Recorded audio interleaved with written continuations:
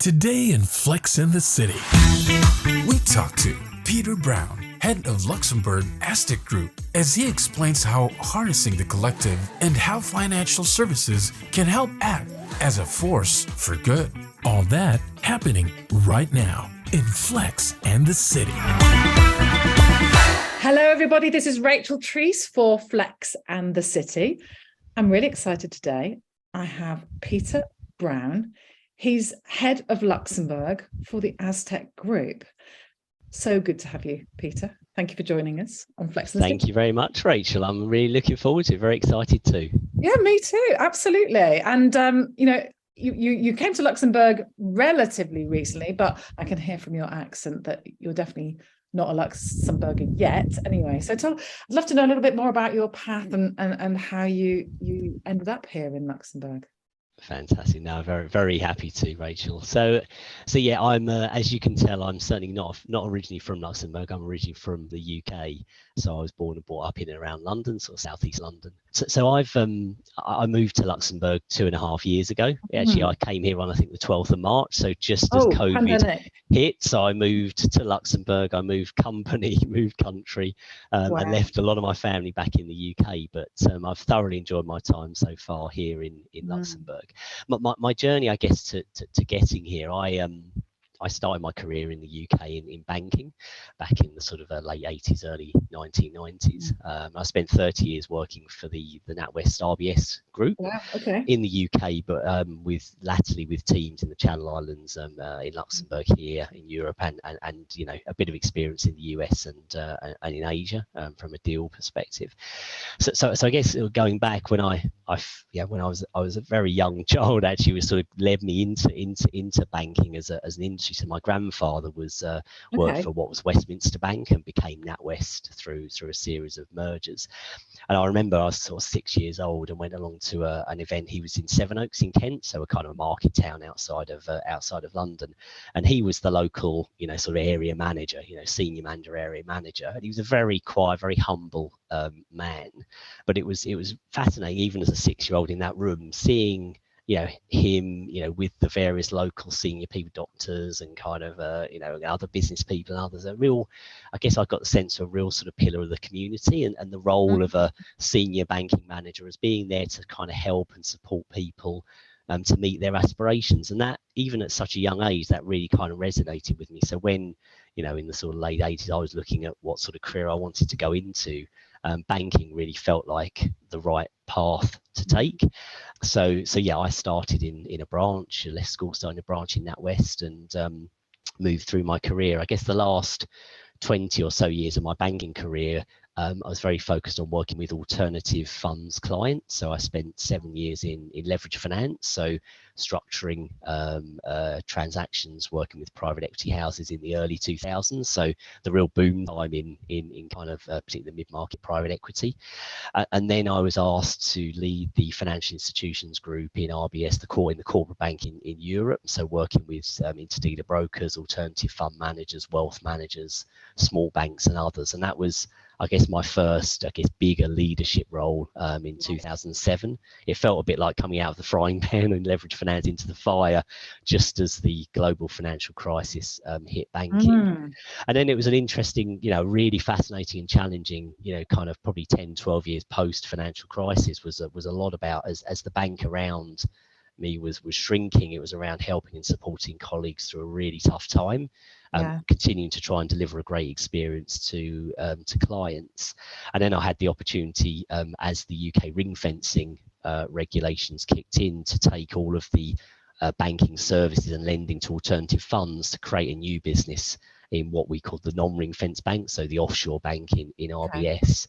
And I spent 4 years developing the strategy, migrating the people and clients into that business before I chose to leave the bank in 2019. Wow. So it sounds to me like your grandfather was a big influence in terms of, you know, being that pillar of community. So I'm curious, are there any other financial services leaders or any other global leaders that have also inspired you? I mean, again, it sort of does revert back to my days in the bank. So Alison Rose is now CEO of NatWest Group. I think she was probably one of the first female CEOs, certainly in the UK banking world. And it's interesting because Alison, you know, spent time in leverage finance and she was in an institutional type role, but it was, yeah, it's interesting the way she spent a huge amount of time focusing on the culture in the organization. So as we'll all remember, you know, RBS was probably the poster child of failure during the global financial crisis. Had bought too much, you know, and was really, you know, not particularly focused on delivering for clients, but was a bit more focused on kind of, you know, driving profitability and just becoming big. A huge kind of cultural reboot, which was much more about building a sustainable business. And that's something that, you know, Alison, certainly as she stepped as part of that wider senior leadership executive committee, and now she stepped up as CEO, has continued. And I think a really important theme, I'm sure we'll come on to later on, around creating an inclusive working environment. So I remember in the bank, there's a huge amount of focus around creating employee-led networks, for example, around LGBTQI plus, you know, around looking at, you know, female male kind of diversity and ensuring we've got the right people and with the right skills, you know, around kind of, you know, people's backgrounds and cultures. And so I think for me, yeah, in what's a pretty challenging environment, you know, kind of creating a much more diverse and then a much more sustainable business and thinking what we call thinking long term, you know, around considering how to work, you know, how fundamentally deliver well for your people, you know, then deliver well for your clients, really think about how you can add value to those clients in the long term, and that will then lead to a much more sustainable business in a kind of sensible and risk managed way. So I think when I look at financial services, I probably look at someone like Alison as a real cheerleader for that approach. For sustainability. So sustainability and community are two words that you've used quite a lot. Do you want to tell me a little bit more about how they resonate with you, Peter? Yeah, so you know, so for me, from a sustainability perspective, it's kind of a little bit about leaving legacy. Now, yeah, I guess there's a danger we could sort of move. Yeah, we've obviously got COP27 just closed off now, but we need to, yeah, we need to think about, you know, building something that's stable and long lasting in terms of the businesses that we work in terms of actually, you know, we're working in communities, we're working with, you know, we're helping businesses to grow, to create jobs, to create a safe environment for people to have families, to you know, to kind of grow up and to grow and develop themselves. So for me, whatever we're doing, and particularly in, say, a really vibrant market that we work in funds, in the funds market, the alternative funds market, there's a real opportunity to really be a force for good. And we see that a huge amount. You know, we've got specific funds, you know, managers who are investing in impact and in sustainability, but actually this is across the board. You know, the thing I loved in my days in leverage finance was actually working with very small businesses, working with management teams who had a real great idea and they wanted help and support. And so working alongside a private equity sponsor, in the bank, we were lending money to help that business to fulfill its business plan, to create jobs, to grow, to create a great value to their end clients. And then it was really great watching through, you know, through various iterations of that business and seeing, you know, 5, 6, 7 years later, perhaps an exit or perhaps an acquisition. And that was the transaction, but it was actually about that business continuing to create long-term value. And for me, that long-term value is critical. That's the sustainability part, I guess, because, you know, we've got finite resources. You know, we need to protect to protect our environment. I think the community part is really important as well. And I you know, at Aztec, you know, very similar values. I mean, I've talked about Alison, but I could equally talk about Edward Moore, CEO at Aztec, founder and CEO at Aztec, who has done a phenomenal job of, you know, creating a really sustainable, a really creative, forward-looking, but a real business focused on caring for people and delivering a great client experience. And I think that community piece for me is, for example, in Luxembourg now we're over 600 colleagues. Wow. Okay. And actually there's a role for us. We all want to have a thriving financial services market here in Luxembourg, not just for today, but for the medium term future. And actually that means we all need to work together on that, you know, so competitors and peers and others, to think about how we can best how we can best create that environment, how best we can engage with stakeholders and try and create the right business environment for companies and funds to come here and thrive. But also we've also got a responsibility. I've got 600 colleagues, of those probably 500 live in Luxembourg, and therefore actually we want to create and we want to preserve the community here in Luxembourg. You know, it's financial services is 30% of the industry here in Lux. And I think we've got a really big role to play in giving back. You know, we're benefiting from being here. You know, we're benefiting as an organisation in supporting our clients. But actually, I think we've got a role and responsibility as individuals and as companies to really give back to our community here and support others who perhaps need our help. Absolutely. I really hear what you're saying about harnessing the great collective and about the community here. What would you say to perhaps young people who are maybe either thinking about coming to Luxembourg or even joining the financial services industry? Because I think we had a branding that was really purpose-driven, as you talked about with your grandfather. You know, what is it that we need to do to make it more purpose-driven now, do you think, Peter, to help those young people? I think that's a great question, and I think it's interesting when when you think back to almost everyone wanted to be a banker maybe 15, 20 years ago, and then suddenly everyone wanted to work in a hedge fund, and everyone wanted to now work in private equity. And I think one thing I'm finding is, you know, the generation in their sort of 20s now who are coming out of university are much more focused and much more discerning about the culture and the type of business they want to work for. So yes, ultimately, you know, we all need to pay the bills and we want to buy property, we may want to have a family, and the kind of the employee proposition end to end is important. But actually I think people are much more values led today in choosing the type of organization they want to work for.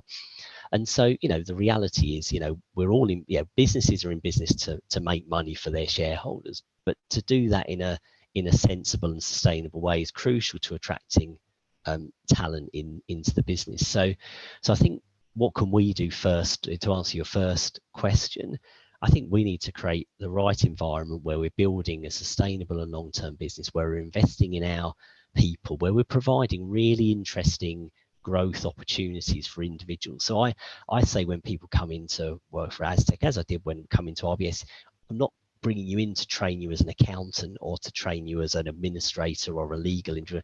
I want you to be a really good business person. I want you to be a really good but caring business person. And actually what I'd encourage people to come into businesses is go somewhere where you've got a real breadth of opportunity.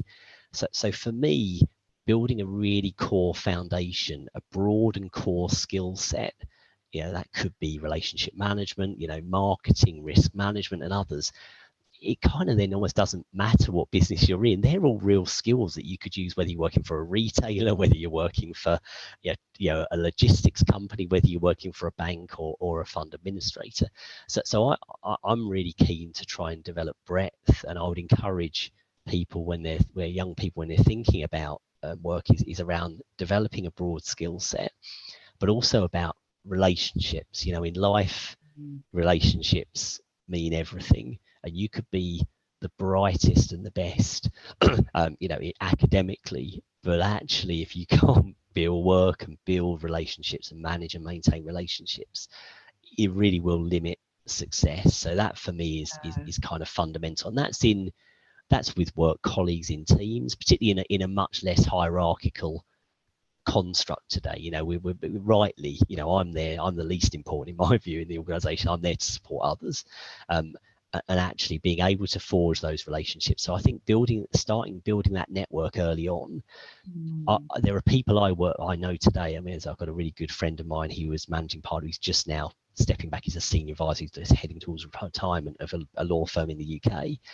And he and I worked together, and he was a partner. I was a deal doer in the bank, you know, 20 years ago almost. And actually you see people kind of rising up and working with you together. And it's those contacts you make earlier on in your career, those people will kind of move around. And it's actually building those contacts and maintaining them, because it definitely is a bit about what you know, but there is a big element in being successful around who you know, and around utilizing your network and sharing knowledge and best practice, which is crucial to supporting you, but also to helping others and adding long-term value.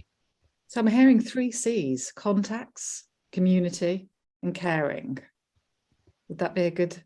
I think that's a good summary, Rachel. I like it. That's a much more succinct version to the version I've just given you. Absolutely. So I know you like your sports. You know, is there a sort of metaphor in terms of sporting that you'd like to sort of see more of in this great industry that we work in, Peter. Yeah, I mean, there's a couple of examples I think of there. I mean, I love my football. I love watching. Okay. I'm not very talented, but I love Yeah. watching football. And I'm going to use one example here, which is a team example. So I guess my mantra, I try and create a very collaborative environment. So my mantra, I guess, one team. We all work for the same team, and we all need to work together to deliver. And one good example I use is Leicester City. So for those that don't know, this is a UK football team. Not Manchester United, Manchester City, Arsenal, Liverpool. So a kind of a mid-tier kind of Premier League football team. So some people may know the story, but in 2015, 2016, they won the UK Premier League. And that was the first time in their club history, 122 years or something, they'd won that Premier League. It's the only time they'd done it. And they were, at the start of that football season, they were 5,000 to 1 outsiders. They were actually tipped for relegation from the Premier League. Okay. In that season, they bought in a manager called Claudio Ranieri, an Italian who some may know, who had a good career but never really won a huge amount. And they had assembled a team of players who were good, but they didn't have any absolute megastars in that team. And actually, during the course of that year, what they really did, they delivered a really consistent, not world-beating, but a really kind of consistent performance. They were fortunate in some ways; they didn't have a huge amount of injuries. But I guess the kind of characteristics for me here was around good leadership. So the manager did a really good job of keeping that team together, of providing really kind of good feedback, but actually getting the best out of a good group of players. It wasn't about a couple of superstars who carried the team. It was about getting everybody to perform that little bit better. That kind of incremental gain was the first thing.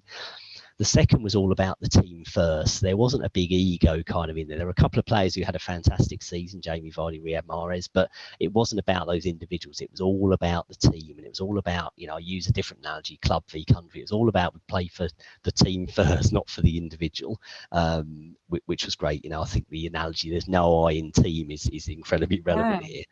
And the third thing was about sustainability, because they had a very wealthy, but really good owner. And the owner was trying to build a sustainable Premier League football team. So whereas you've seen other clubs come and do really well and then suddenly fall away and drop away and the club goes bust, what the owner was doing was building something with a real vision, but with a real focus on sustainability and a real focus on long term.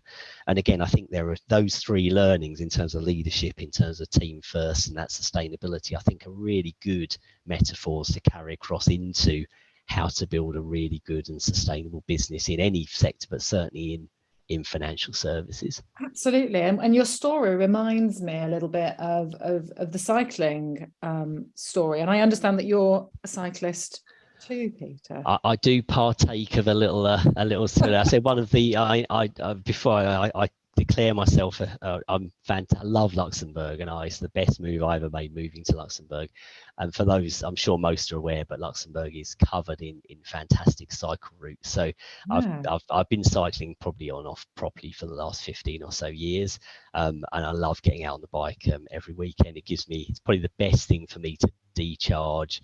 For my mental health and well-being, gives me plenty of thinking time and time to process. And you're right, there's some superb analogies in the cycling world. And I think the main one, again, maybe for me, and apologies as a Brit, is Sir Dave Brailsford, who led the UK cycling.